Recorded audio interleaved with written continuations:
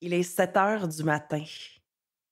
On est le 24 janvier 1989 et une foule s'agglutine et hurle hors des murs de la prison Florida State Prison dans la ville de Stark, en Floride.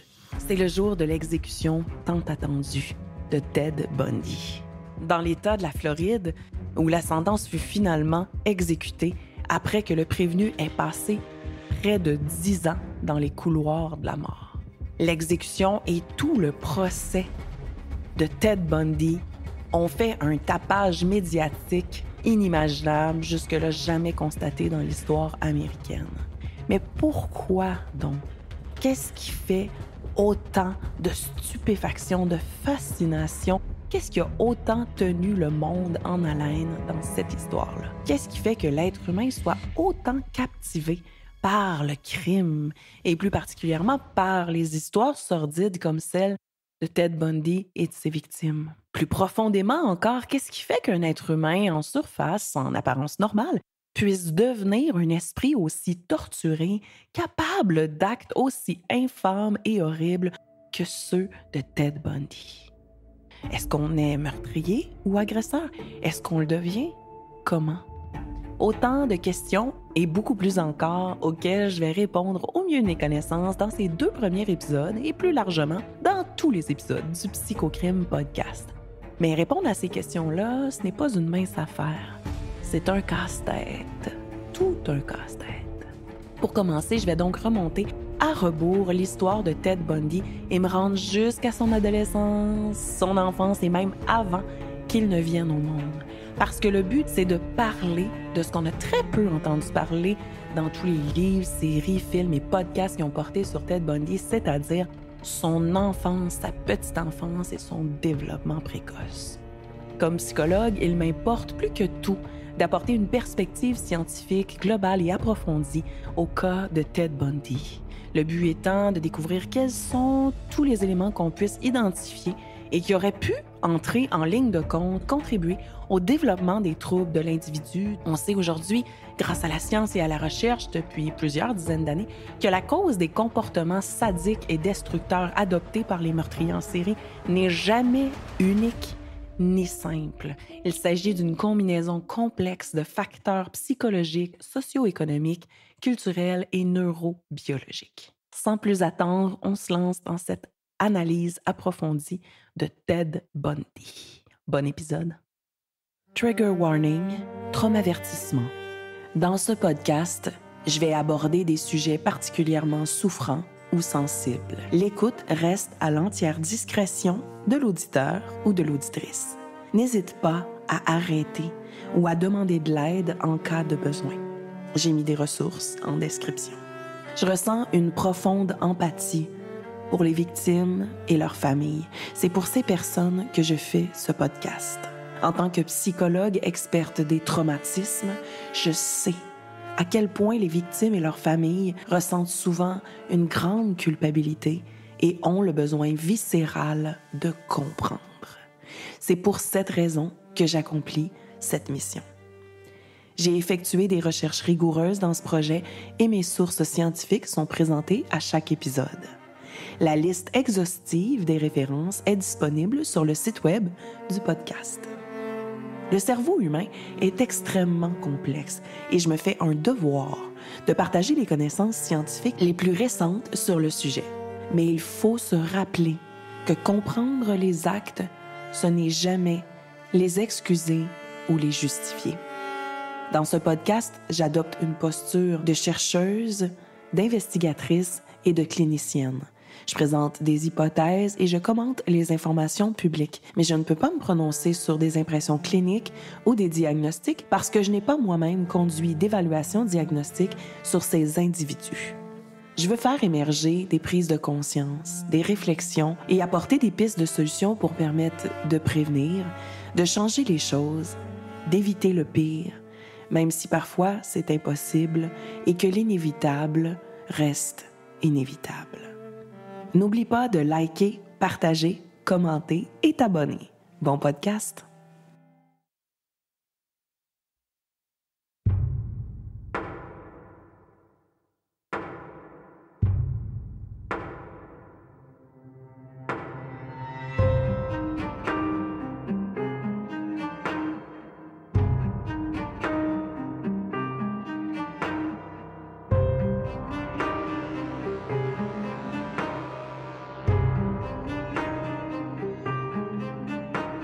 Ma passion, les casse-têtes. Mais mon préféré de tous, c'est le mystère irrésolu du cerveau humain. Plonge avec moi dans une analyse pointue, rigoureuse et scientifique des esprits les plus torturés. Je suis Dr Véro Ménard, psychologue. Bienvenue au Psychocrime Podcast.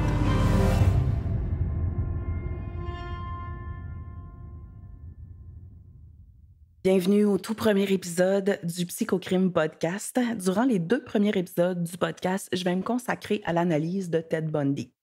Pour ce premier épisode-ci, on va se plonger dans les facteurs de prédisposition, les facteurs de stress et les déclencheurs qui ont pu forger l'esprit tordu de Ted Bundy et qui ont pu l'amener à commettre des crimes odieux comme il en a fait.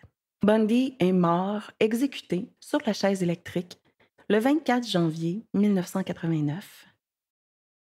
Par contre, cette date-là aurait dû survenir beaucoup plus tôt dans son histoire, si ce n'avait été que des multiples reports qu'il a obtenus grâce à sa grande connaissance du système judiciaire qu'il a su exploiter pour repousser sans cesse l'inévitable.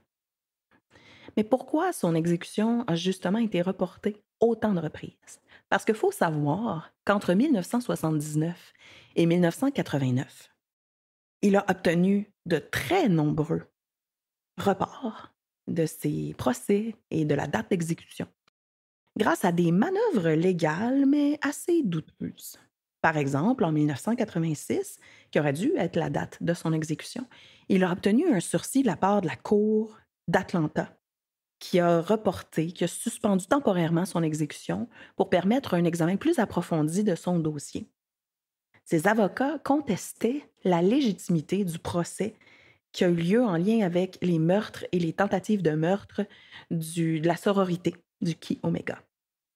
Ces multiples reports-là s'expliquent par plusieurs raisons. D'abord, ces avocats ont mentionné qu'il y aurait eu des erreurs. Donc, il y a eu des supposées erreurs de procédure. Par exemple, on a argumenté que le procès avait été injuste, qu'il y avait eu une multitude d'erreurs, qu'il y avait, par exemple, eu des problèmes dans la gestion des preuves, dans la sélection du jury, en remettant toujours en cause l'enquête puis l'équité du procès.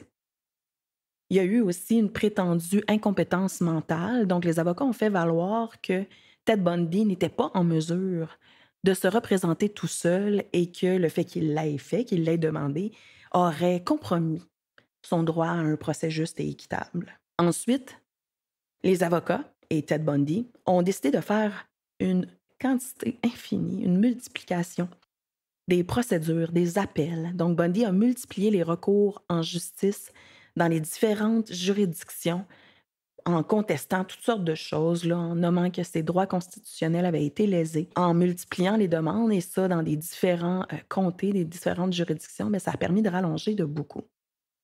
D'autre part, vers la fin de son parcours, il a fait de nombreuses tentatives de négociation.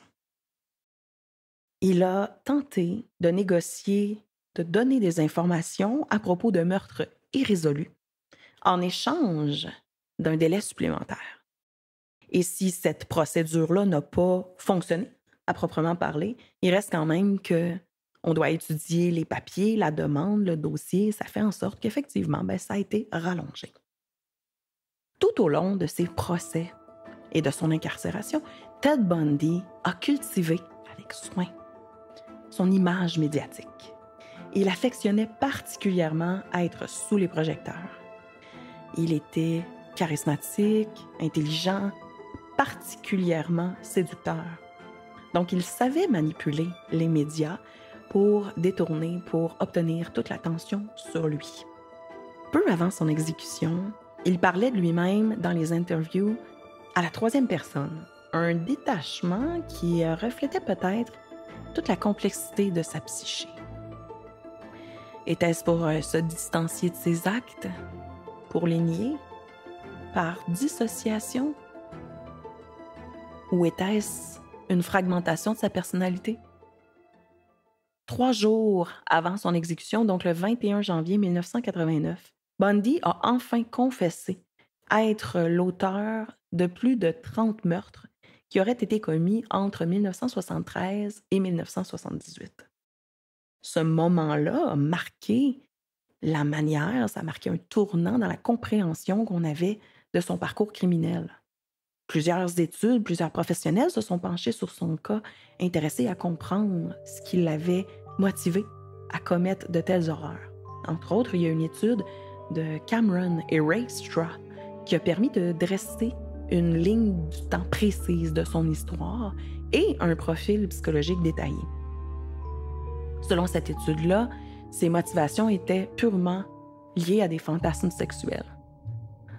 Bundy attribuait ses actes à une espèce d'entité qui le possédait, selon ses dires, affirmant qu'il n'aurait jamais été capable de commettre des actes de la sorte sans la présence de cette entité-là ou la consommation de substances comme l'alcool, par exemple. Il attribuait également ses crimes à une consommation excessive de pornographie qu'il aurait commencé dès son tout jeune âge. Cette explication-là, bien que plutôt déconcertante et douteuse, a quand même façonné la manière dont les chercheurs ont analysé ses motivations. Toujours selon la même étude, Bundy serait classé dans la typologie des tueurs qu'on appelle pouvoir-contrôle. C'est un modèle qui nous provient de Holmes et de Burgers, que j'analyserai d'ailleurs plus en profondeur dans une autre vidéo du podcast.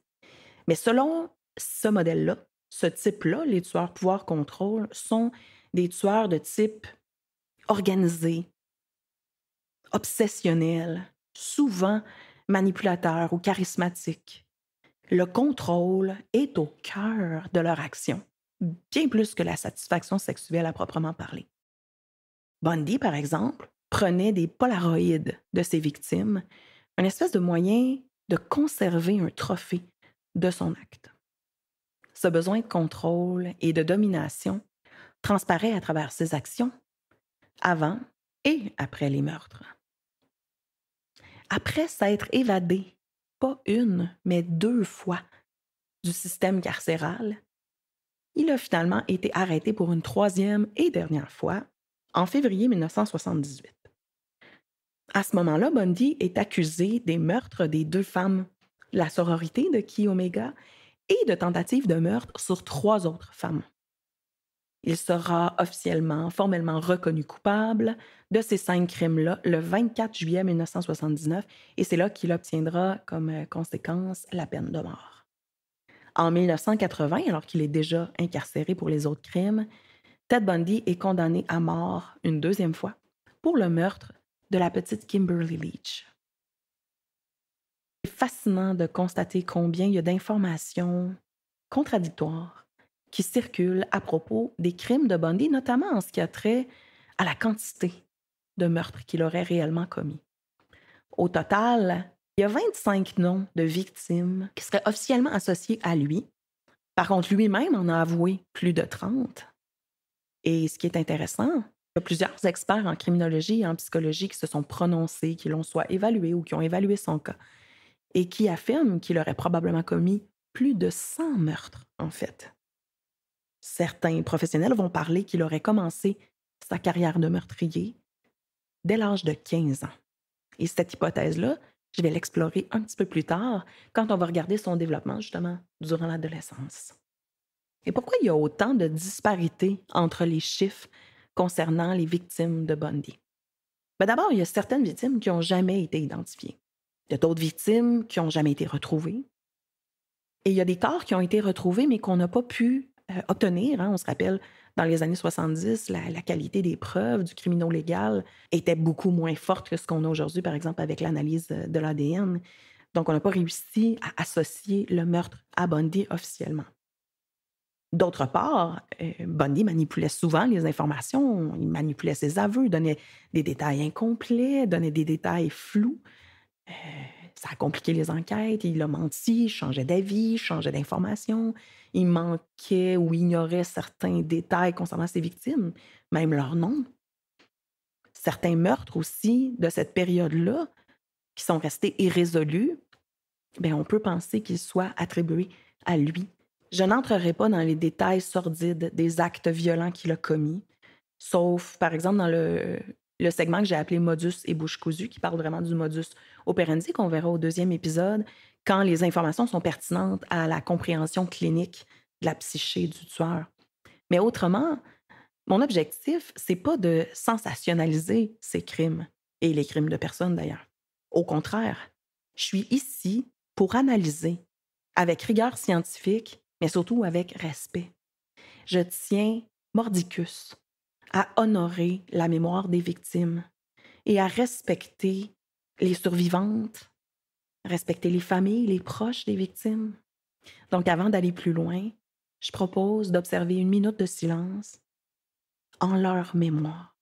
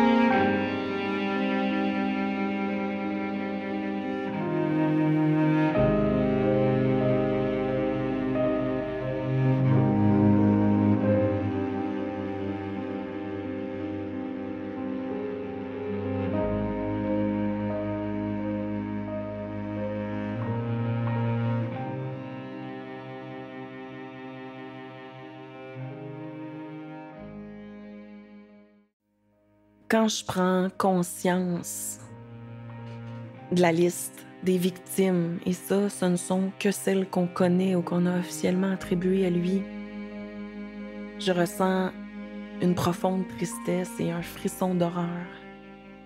Non seulement pour toutes ces vies brisées, mais aussi pour celles qui ont survécu et qui, encore aujourd'hui, portent le poids insurmontable, incommensurable de traumatismes graves, donc les survivantes, mais leurs familles aussi. Donc à toutes ces personnes, j'adresse mes pensées les plus sincères, toute mon empathie et tout mon amour.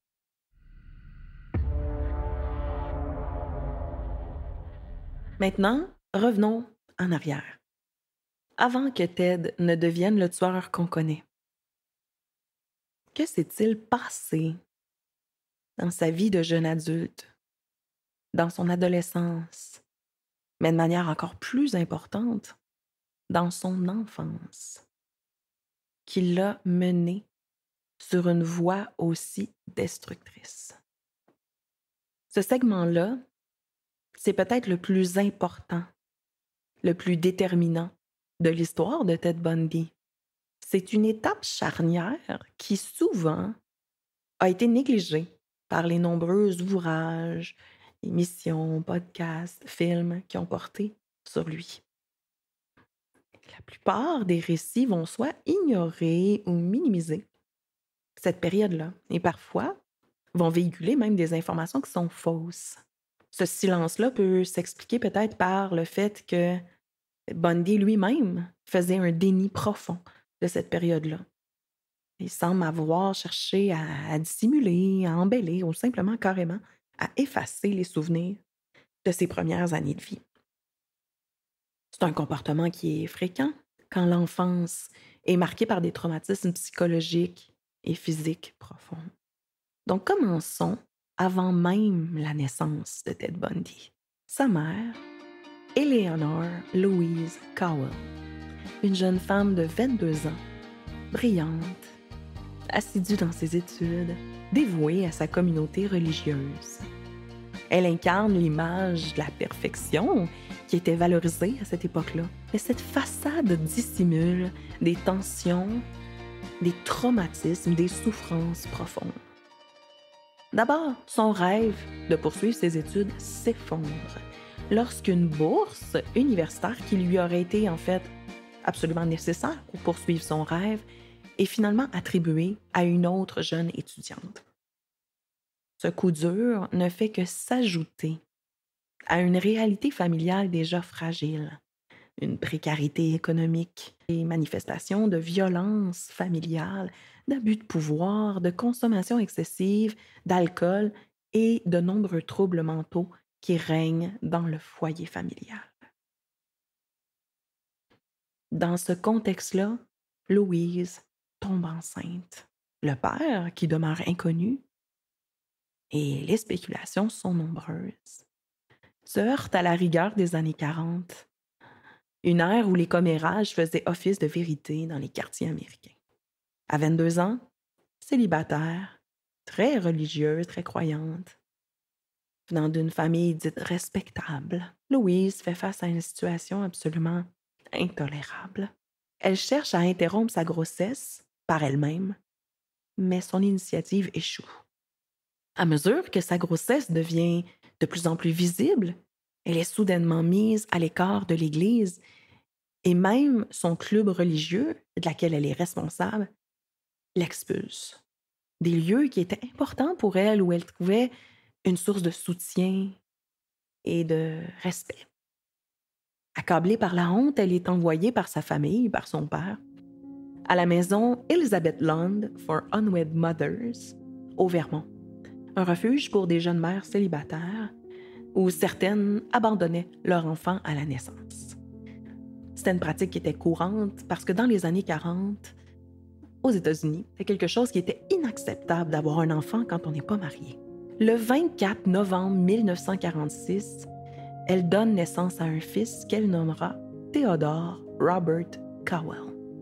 Par contre, Louise va quitter la maison Elizabeth Lund en laissant son enfant à la garde des sœurs. Elle l'abandonne dans ce foyer-là, et ça pendant 3 mois. Par contre, son père, qui tolère mal la honte sociale, les ragots, ordonne à sa fille, 3 mois plus tard, d'aller chercher l'enfant. Et il imposera à ce moment-là un mensonge familial important, c'est-à-dire que Théodore sera élevé comme étant le fils de Samuel et de sa femme Eleanor, et donc Louise deviendra, aux yeux de tous, sa sœur. C'est comme ça qu'en février 1947, que Théodore réintègre le foyer familial sous une fausse identité. Dès ses premières années, l'environnement de Ted est marqué par une violence omniprésente. Son grand-père, Samuel, bien qu'à l'extérieur il soit perçu comme un homme bienveillant, comme une autorité, comme un homme respectable, dans l'intimité, c'est un homme colérique, explosif, sadique et dominateur. Plusieurs témoignages dépeignent un homme qui abuse de l'alcool, qui est sujet à de fréquents accès de rage. Il semble y avoir un climat de terreur qui règne en permanence dans la maison. Une violence dirigée principalement envers sa femme et parfois envers ses filles. Samuel possède également une importante collection de matériel pornographique à tendance sadique ou violente, à laquelle Ted, on ne sait pas exactement comment, aurait eu accès très tôt dans son développement.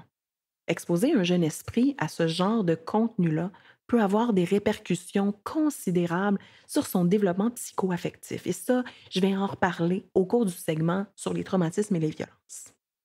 La figure maternelle, donc ce qui fait office de maman, pour lui, à cette époque-là, c'est complexe, c'est ambivalent. D'abord, c'est Eleanor qui représente sa mère, mais qui est en réalité sa grand-mère. Elle souffre de troubles mentaux importants.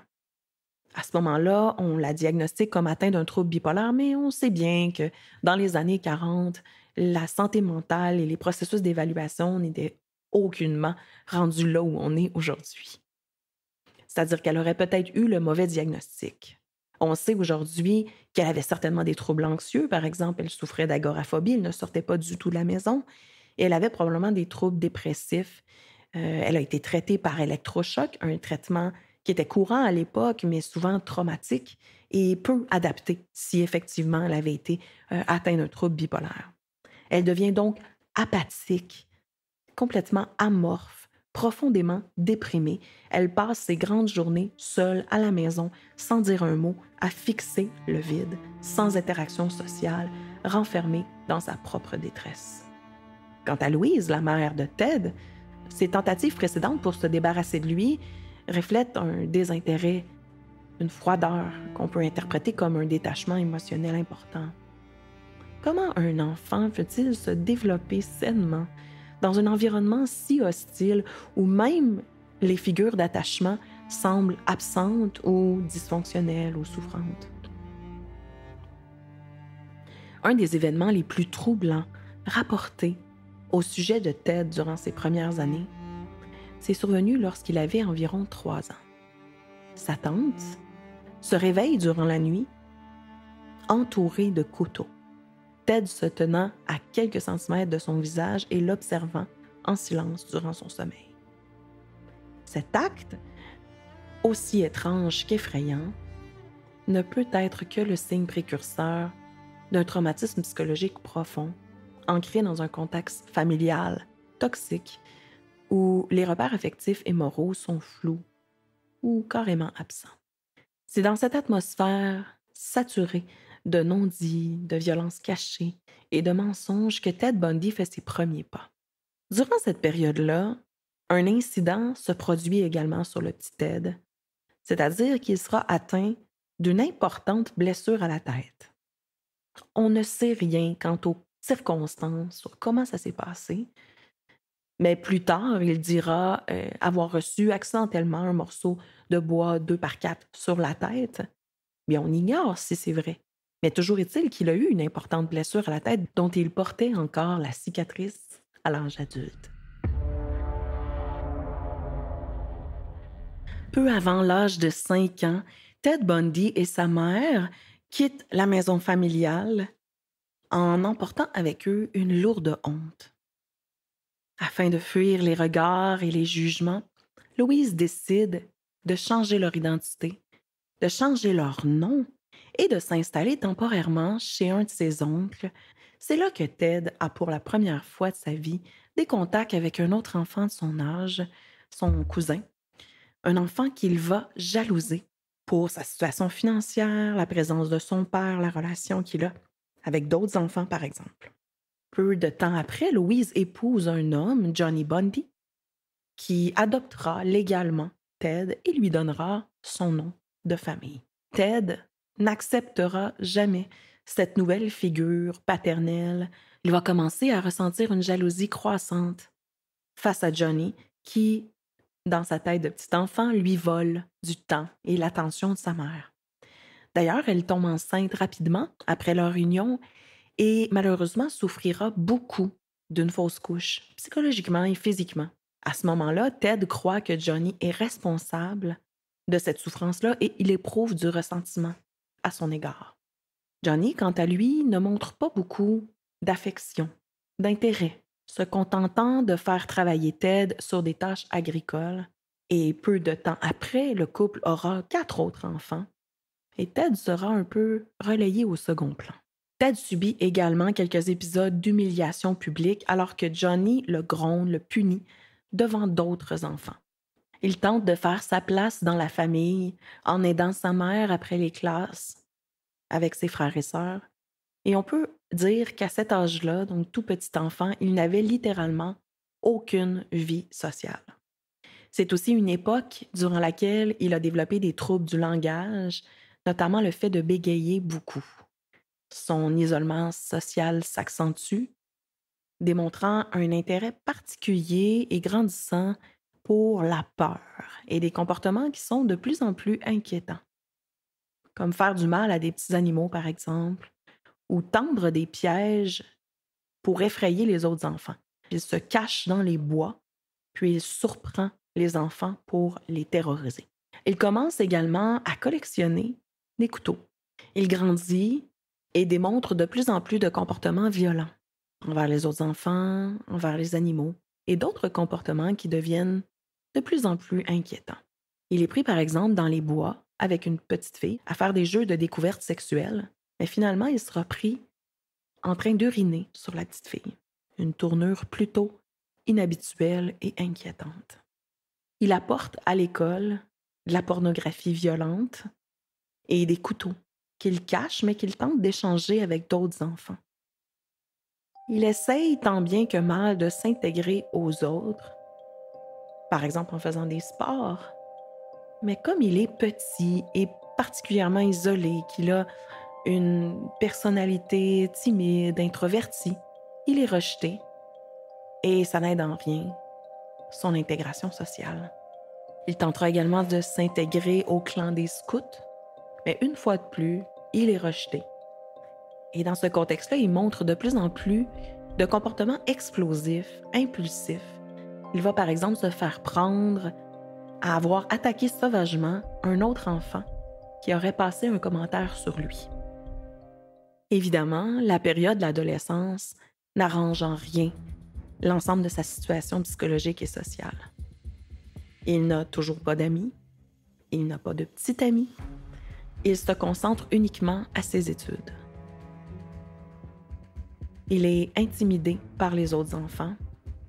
Il y a même certains témoignages qui ont parlé du fait qu'il aurait été pris par d'autres enfants à se cacher dans certains placards à l'école. Certaines personnes vont dire qu'il se masturbait en cachette et il sera la risée des autres jeunes pour cette raison-là. Ils sont particulièrement durs avec lui et l'intimident fréquemment. C'est vers l'âge de 14 ou 15 ans que Ted fait une découverte macabre qui bouleverse son monde encore plus. Il apprend, en fouillant les papiers de sa mère, sa véritable identité. Il apprend que Louise n'est pas sa sœur, mais bien sa mère et qu'il est né de père inconnu. Cette révélation déclenche un profond sentiment de trahison, exacerbant son rejet et son isolement émotionnel déjà bien ancrés, des sentiments d'abandon, une absence totale de figure paternelle, d'amitié, de sens à sa vie. Ted, à cette époque-là, commence à démontrer quelques signes de déviance qui sont encore plus inquiétants que les comportements que j'ai mentionnés précédemment. On parle par exemple du fait qu'il rejetait totalement les relations sociales avec les autres. À cet âge-là, il commence par exemple à errer dans les rues environnantes de sa maison, le soir venu, pour observer les femmes dans leur douche à leur insu. Selon certaines sources, la mère de Bundy aurait même commencé à forcer les petites sœurs à barrer leurs portes lorsqu'ils étaient aux toilettes, de peur que Ted les observe ou les agresse. Vers l'âge de 15 ans, une petite fille de l'âge de 8 ans, Anne-Marie Burr, disparaît de son domicile alors qu'elle marchait vers l'école, sur une route où justement Ted était très fréquemment parce qu'il y distribuait les journaux à cette époque-là. Durant ses jeunes années d'adulte, Ted Bundy était un homme en perpétuelle instabilité. Il passait d'un emploi à l'autre, d'un logement à l'autre, d'une relation à l'autre, d'un domaine d'études à un autre, toujours en quête de quelque chose qui donne un sens à sa vie et qu'il ne parvient toujours pas à trouver. À l'âge adulte, durant cette période-là, il commence à s'impliquer activement auprès d'une église mormone de son quartier. Et il s'implique activement à un point où il se met même à enseigner aux enfants les dimanches. D'une manière assez troublante, on apprend qu'à peine un mois avant d'avoir commencé à faire ce travail-là, à s'impliquer auprès de l'Église, il a commencé à faire ses meurtres. En parallèle de son engagement religieux, Ted s'investit en politique. Pourtant, un événement personnel semble avoir un impact considérable sur sa trajectoire. Sa relation avec Diane Edwards, une jeune femme dont il se dit profondément amoureux. On ne sait pas trop si c'est vrai, mais on sait une chose par contre, il admirait profondément sa prestance, son titre, sa richesse, son statut social. Il se sentait d'ailleurs toujours inférieur à elle, incapable de subvenir à ses besoins et de répondre à ses attentes. D'ailleurs, cette relation prend fin en 1967, alors que Diane Edwards le laisse, trouvant qu'il n'est pas à la hauteur et qu'il est sans ambition. Évidemment, cette rupture-là est perçue comme un échec relationnel important. Après ça, d'ailleurs, il se replie sur lui-même, se désengageant de ses études, de ses intérêts. C'est durant cette période-là qu'il commence à commettre des crimes mineurs, des cambriolages, des vols, d'autres actes de voyeurisme. Vers l'âge de 21 ans, il se forge un certain modus operandi, c'est-à-dire que sous l'influence de l'alcool, il va commencer à se déguiser en portant des costumes élégants, en soignant ses coiffures, ce qui ajoutait un peu une notion, une dimension de plaisir, de décorum à son processus. Il avouera plus tard en entrevue que ces actes-là lui procuraient beaucoup de plaisir et une excitation, une montée d'adrénaline importante. Un ancien camarade de classe lui propose de travailler pour la campagne politique d'Art Fletcher, une opportunité que Bundy saisit avec enthousiasme.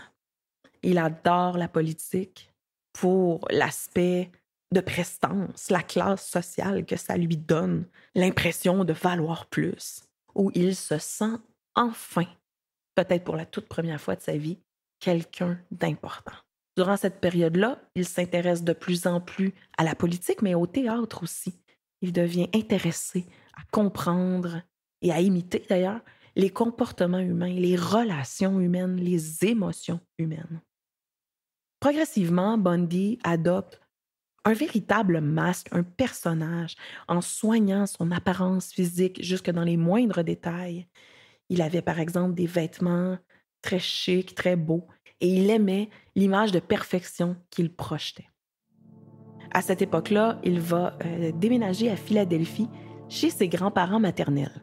On n'a pas beaucoup de détails à propos des circonstances qui ont fait qu'il soit allé habiter avec eux pendant un certain temps, mais on peut se poser des questions quant au fait que c'est quand même le premier environnement où il a développé des traumatismes et des comportements inquiétants.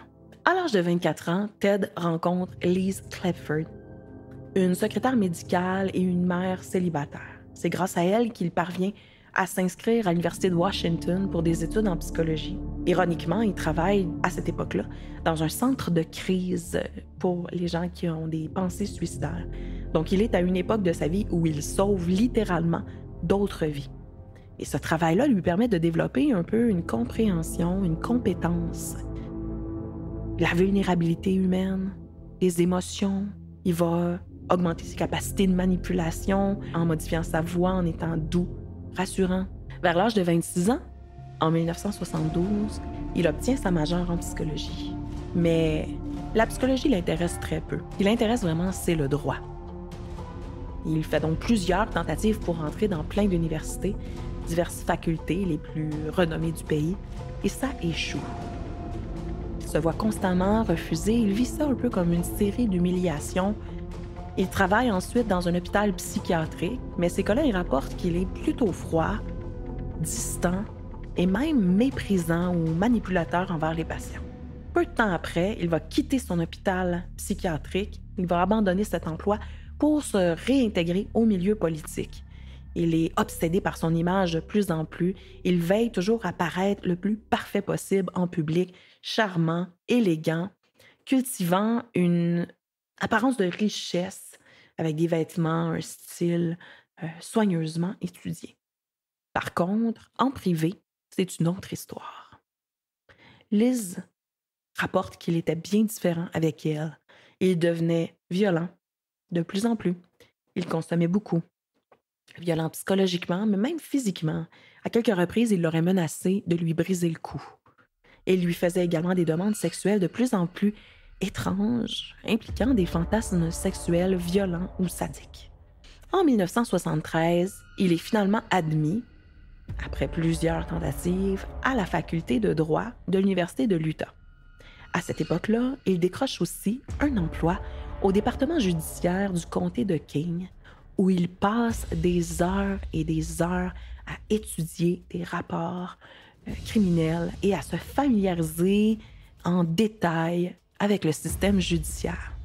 Il commence à s'intéresser aux failles du système judiciaire en observant avec soin comment certains criminels parviennent à échapper à la justice.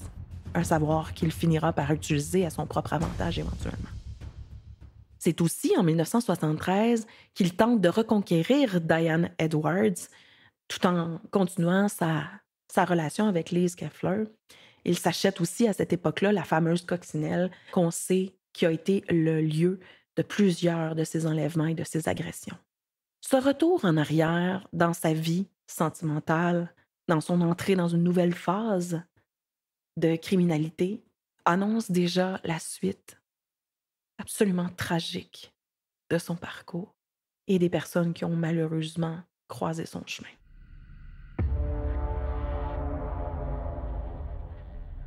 On commence le segment, pour moi, le plus crucial de cet épisode-là, c'est-à-dire que je vais faire une analyse approfondie des traumatismes et des violences qui ont été subis par Ted Bundy au cours de son enfance et de son adolescence. Ces événements-là peuvent nous permettre de mieux comprendre comment un individu peut développer des comportements aussi déviants, aussi violents, aussi extrêmes que ceux que Bundy a eus à l'âge adulte. Avec mon expertise en traumatisme complexe à l'enfance et en troubles de la personnalité grave, je vais explorer les facteurs qui ont contribué au développement de son profil de tueur en série et de prédateur sexuel.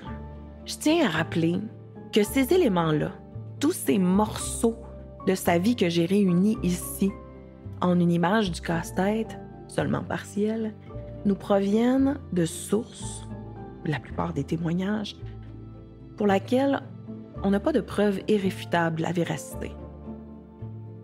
C'est donc un portrait qui découle de la spéculation que je présente ici.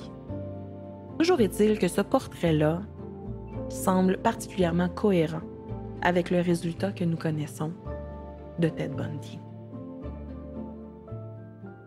J'interromps le podcast pour te dire que si tu as été victime de quelconque forme de violence qui soit, et ça, même si ça fait très longtemps, tu as droit à des services.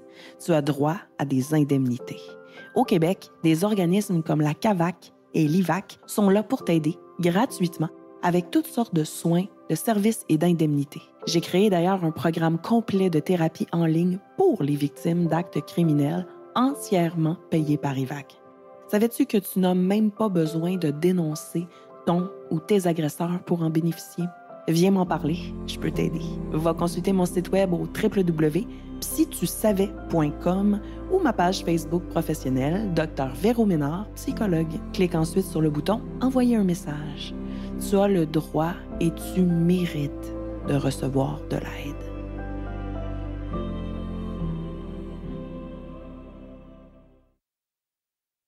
Commençons par le commencement, soit la conception de Ted.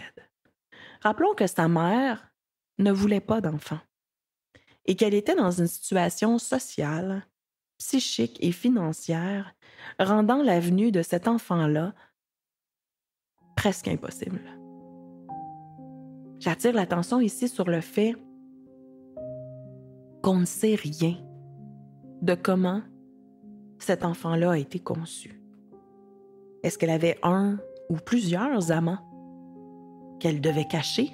Avait-elle un amant qui était marié, qui voulait absolument pas que ça se sache, qui faisait tout pour le cacher ou qui l'a abandonné lorsqu'il a su pour la grossesse?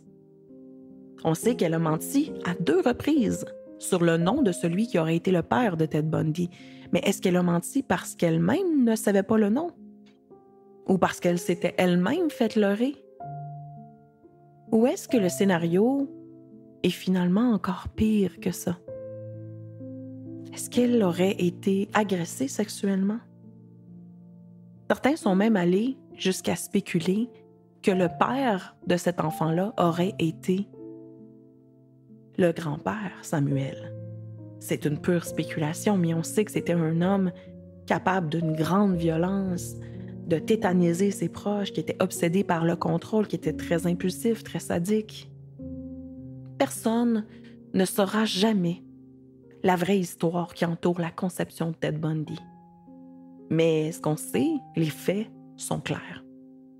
Cette jeune femme-là, à la situation précaire et qui vit dans un foyer familial violent, ne voulait pas de cet enfant-là.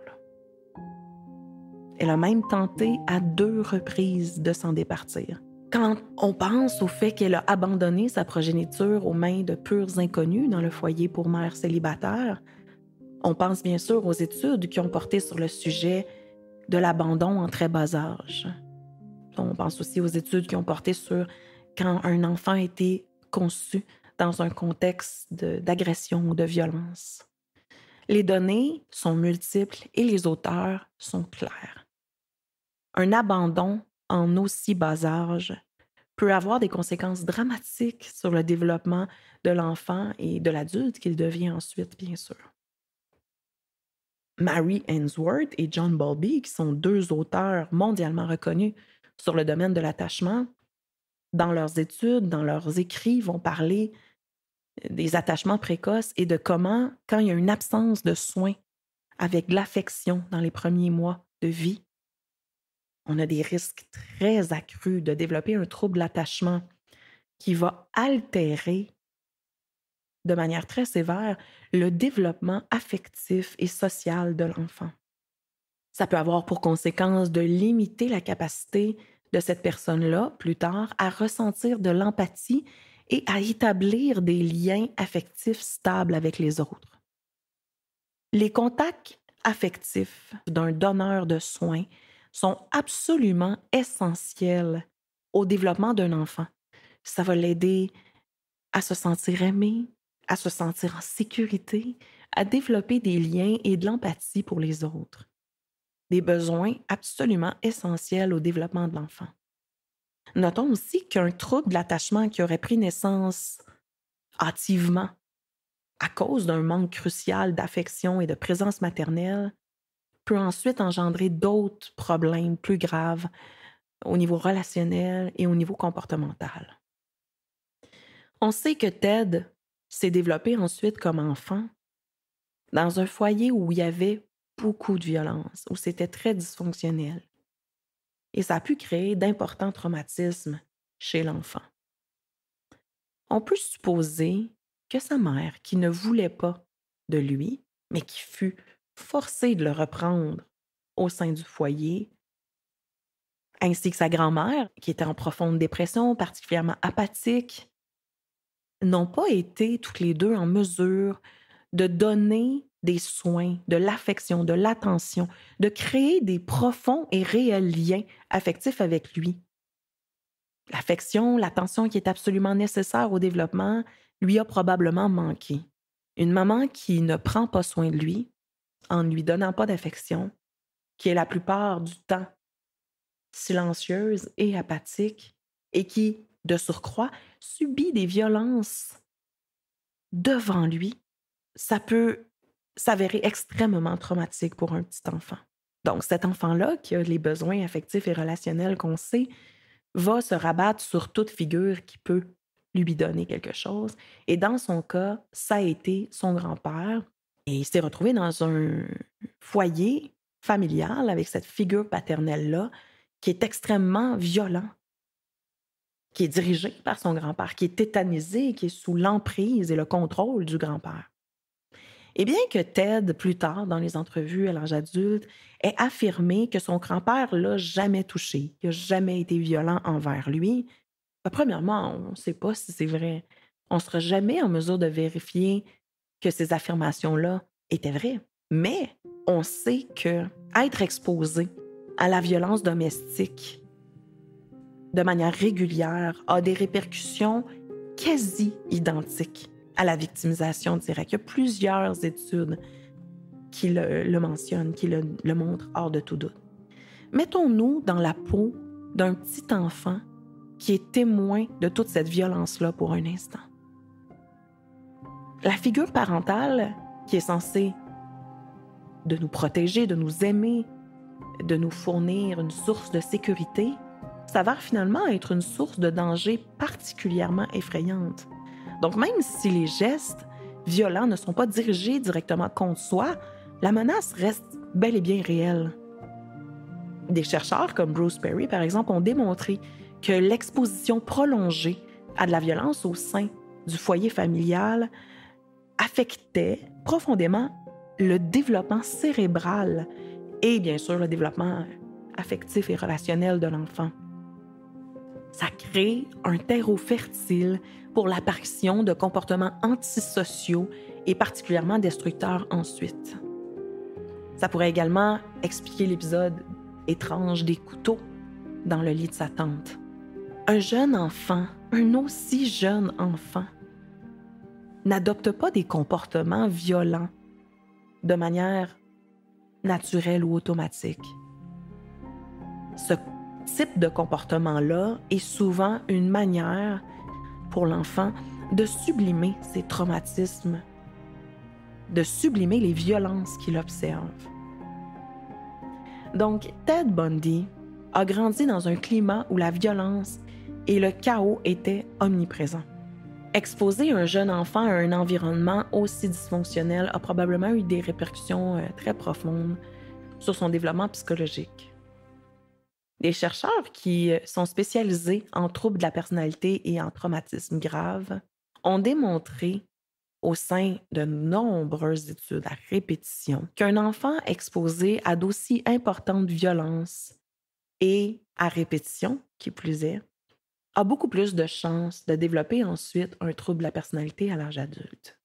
Un autre facteur qui peut avoir été crucial dans le développement de Ted Bundy, c'est son exposition précoce à de la pornographie, qui plus est, la pornographie à nature violente.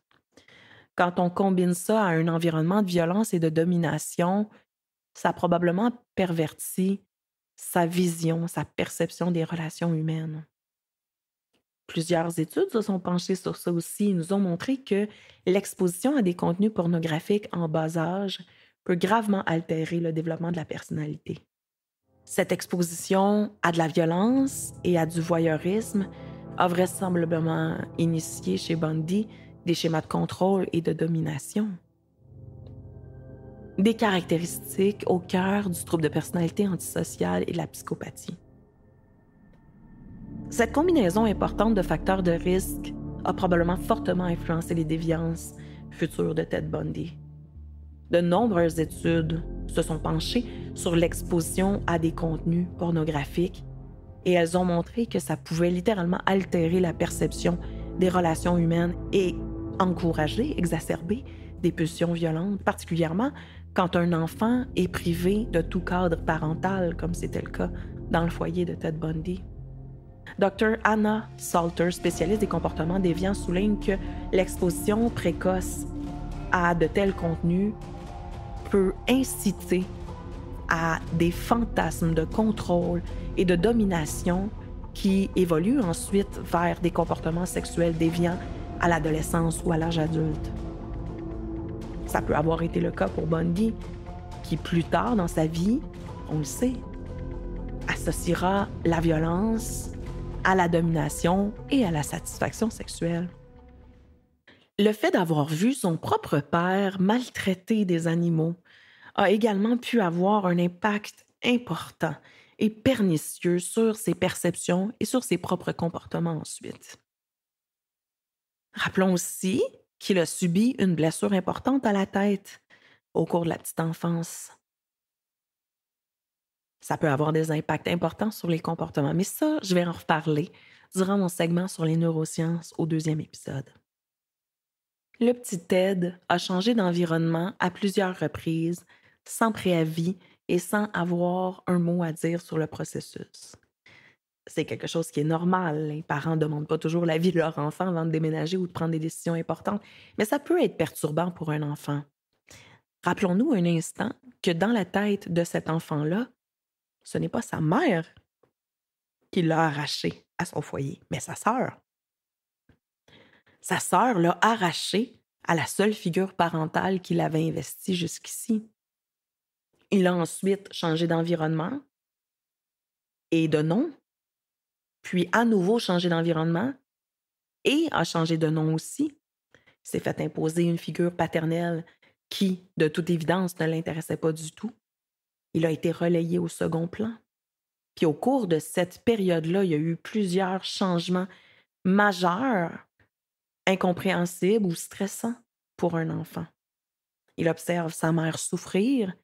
Il va se forger l'idée que Johnny est la cause de la souffrance de sa mère. Il ne faut pas oublier que lorsqu'il était tout petit, La figure paternelle du foyer représentait un grand danger et une grande violence. Donc, c'est évidemment peut-être pour ça qu'il l'a diabolisé et qu'il n'a jamais forgé de lien avec lui. Mais cette personne-là aussi n'a pas démontré particulièrement d'investissement ou de gestes affectueux à son égard. C'est donc devenu une possible source de danger ou de frustration pour lui. Ted a aussi, et ça c'est un élément particulièrement important dans toute l'histoire, été victime de rejet social et ça, dès son plus jeune âge, à répétition et pendant des années. Il subissait déjà une certaine forme de négligence affective à la maison. Il a été violenté et témoin de traumatismes durant son enfance. Et en plus, à l'école, il était harcelé, isolé, notamment en raison de ses troubles de langage, son bégaiement, son manque d'habileté dans le sport, son tempérament, sa personnalité un peu étrange et introvertie. L'intimidation à l'école exacerbe souvent le sentiment d'impuissance et d'isolement d'un jeune, et ça peut aggraver de manière notoire les tendances antisociales. Le rejet social, comme l'a démontré Erickson dans ses théories, ses études sur le développement de l'identité, à l'adolescence peut installer un sentiment d'isolement et d'impuissance particulièrement fort chez un individu. Pour Bundy, ce rejet a possiblement provoqué un effondrement identitaire, exacerbé aussi son besoin de contrôle, son désir de revanche, des besoins qui l'a fini par répondre, par exprimer de manière très extrême et violente plus tard. Des recherches qui ont porté spécifiquement sur les tueurs en série indiquent que le rejet social durant l'enfance et l'adolescence, c'est un facteur de risque important pour l'émergence de comportements antisociaux. D'autres études scientifiques suggèrent que lorsqu'un enfant adopte des comportements particulièrement violents durant l'enfance, ainsi qu'il a des difficultés à réguler ses émotions, ses impulsions, ça peut être le signe précurseur d'un trouble de personnalité en émergence. Et plus tard, au cours de l'adolescence, on verra d'ailleurs que c'est là qu'on observe les premiers signes d'un trouble de personnalité antisocial. D'ailleurs, des comportements que Ted Bundy avait durant l'adolescence et durant l'enfance, le fait de faire mal à des animaux, de surprendre les autres enfants et de tirer du plaisir de faire du mal, sont aussi des signes précoces d'une psychopathie en émergence, par exemple. L'esprit humain est complexe. Et comme je l'ai dit à de nombreuses reprises, trouver une seule source à des troubles aussi complexes que ceux qu'on parle aujourd'hui, par exemple la psychopathie, le trouble de personnalité antisociale ou narcissique, c'est littéralement impossible.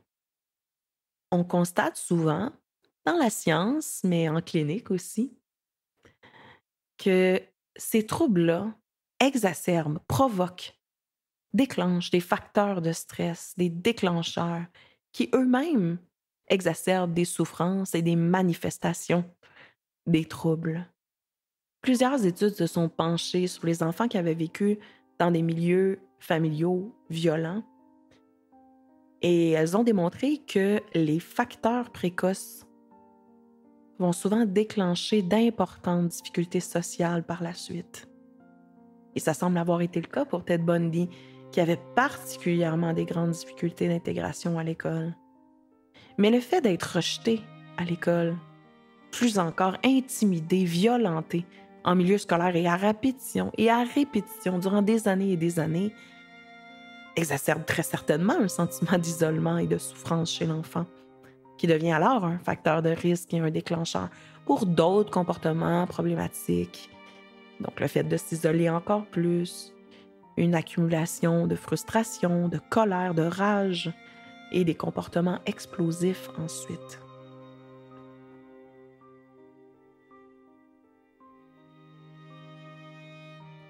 Les enfants violentés, les enfants vulnérables, souffrants, sont souvent pris dans un tourbillon, un genre de cercle vicieux infernal qui s'envenime constamment. Et de cette spirale infernale et possiblement des facteurs familiaux, précoces, violents, auxquels Ted a été exposé, on observe une incapacité chez un individu, par exemple, à ressentir de l'empathie pour les autres. Une incapacité à tisser des liens profonds et réels avec les autres. Et ça, c'est des facteurs précurseurs, par exemple, du trouble de personnalité antisociale et de la psychopathie. Pour pallier, le jeune peut commencer à tisser des liens superficiels avec les autres, à mentir, à tromper pour obtenir ce qu'il veut. Comportement violent, à tirer du plaisir de faire du mal aux autres. Et ça aussi, c'est des précurseurs de troubles, par exemple le trouble de personnalité narcissique ou antisocial.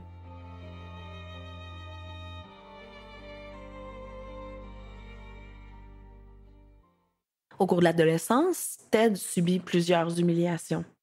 D'une part par son beau-père qui tend à le punir et l'humilier devant les autres, mais aussi et surtout par d'autres jeunes à l'école, et ça dans différents contextes, dans différents milieux même. Les études qui portent sur les meurtriers en série dénotent souvent une présence importante de différentes formes d'humiliation. Et il y a bien souvent la présence d'une ou deux figures parentales. Souvent, c'est la mère, une figure parentale qui est particulièrement dominante. De cette expérience d'humiliation, le jeune accumule beaucoup de frustration, de la rage, de la haine même, un désir grandissant de vengeance. À 14 ans, lorsque Ted découvre la vérité sur son identité, sur sa mère, sur le fait qu'il n'a pas de père ou qu'il est né de père inconnu, son monde s'écroule. Une identité qui était possiblement déjà affaiblie par tous les facteurs dont on a parlé, une identité qui est chambranlante, peut s'être ainsi écroulée complètement. Un environnement de mensonges, de trahison, de tromperie, durant autant d'années, et surtout concernant des sujets aussi importants que l'identité de ses parents peut fortement contribuer à une perte de l'identité et au développement de troubles par la suite, surtout des troubles identitaires ou même de la personnalité. L'adolescence, c'est une période cruciale en ce qui a trait au développement identitaire, au développement de la personnalité, au développement social. C'est là qu'on trouve qui on est vraiment.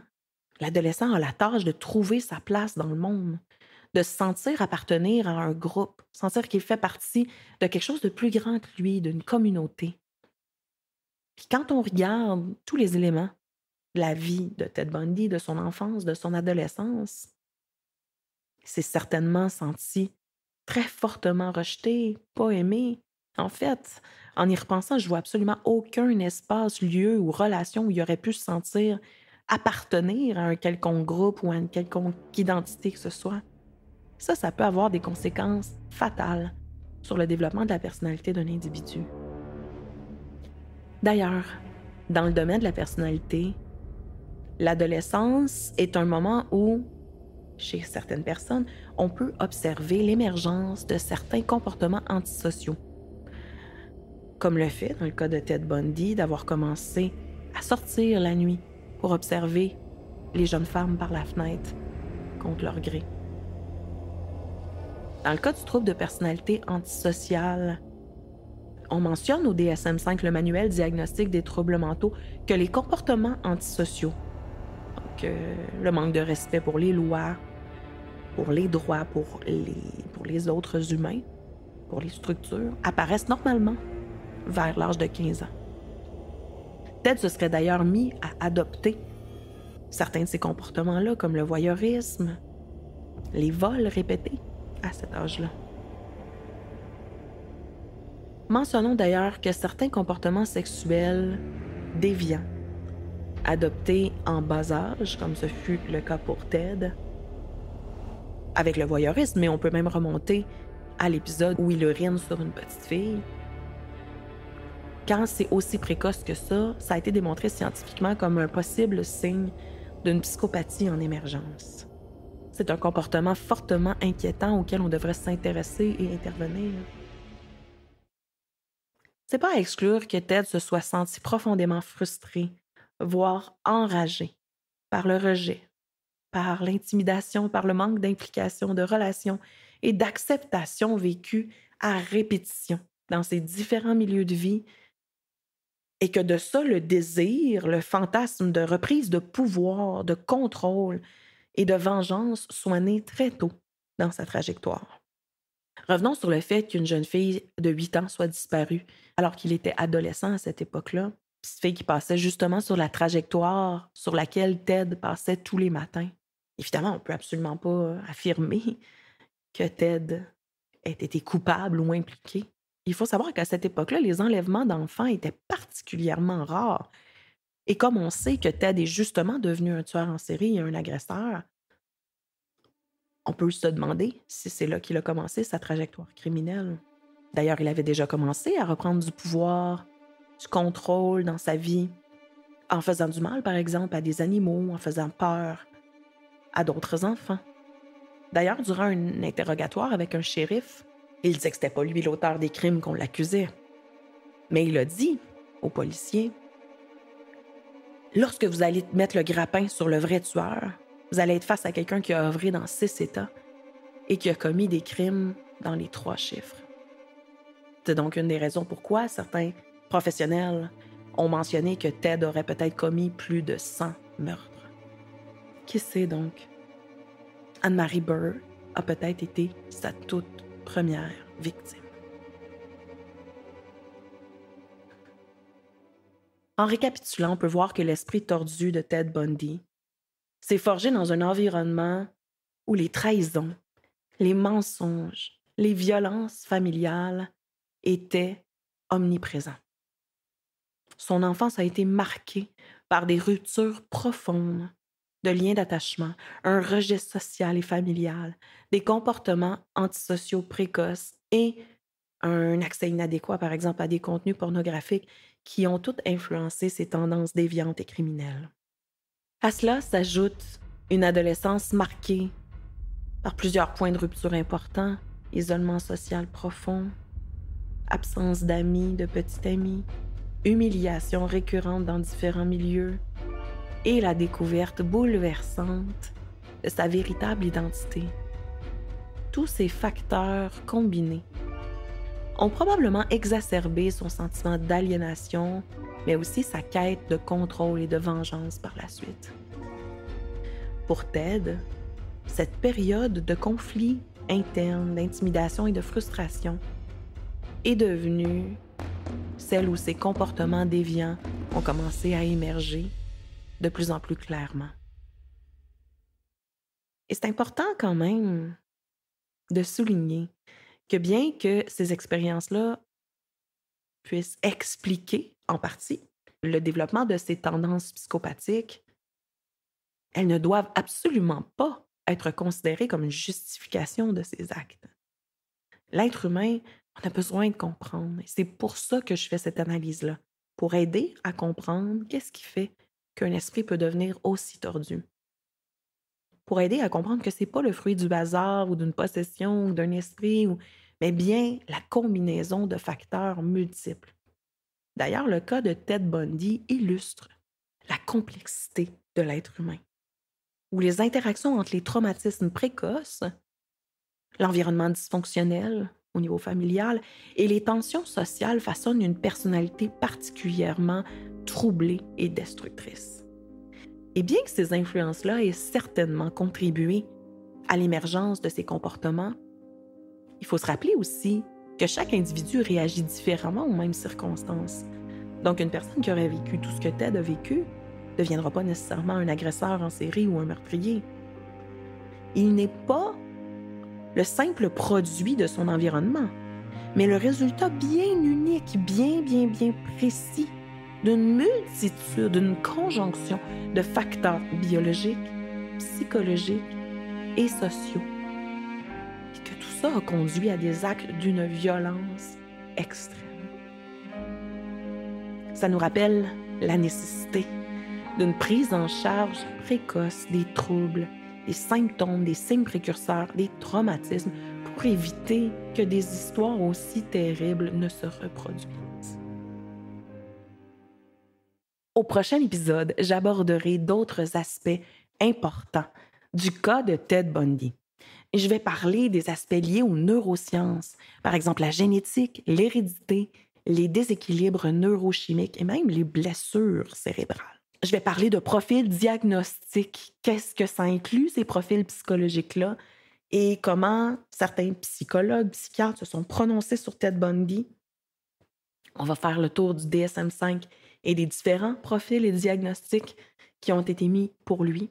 Il va également y avoir un segment que j'ai appelé Modus et bouche cousue. C'est donc un segment qui parle du modus operandi du tueur et qu'est-ce que cette manière de procéder-là nous apprend sur lui, sur sa psyché, sur son fonctionnement psychologique.